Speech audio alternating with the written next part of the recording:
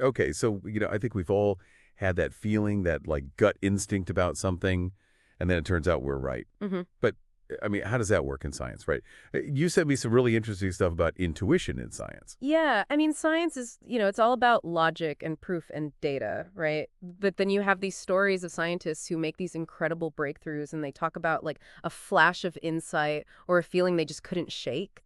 So is that really what intuition and science is all about? Like just these random hunches?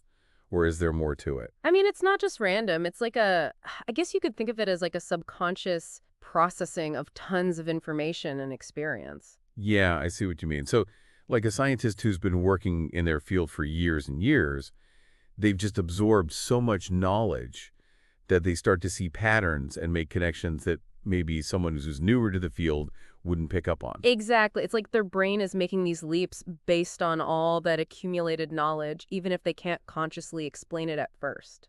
Okay, so let's dive into some specifics here, right? Because you sent me some examples of famous scientists who have relied on intuition in their work. Yeah, like Kekulé, he supposedly dreamt of a snake biting its own tail, and that gave him the idea for the structure of the benzene ring. Oh, yeah, I remember learning about that one. But wasn't there also something about Fleming and penicillin? Absolutely. Like he left some petri dishes out by accident, came back and saw that mold had contaminated them, and bam, penicillin. I mean, that's incredible, right? But those are pretty old examples. Are there, like, more modern discoveries where intuition played a role? Oh, tons. Actually, even in my field, astrophysics, we had this recent discovery of a whole new type of galaxy. Whoa, really? What happened there?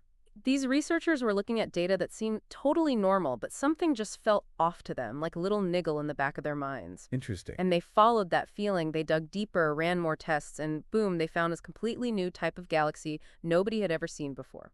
Wow. Okay, so trusting your gut can really pay off in science, huh? For sure. But here's the thing, right? It can also be risky.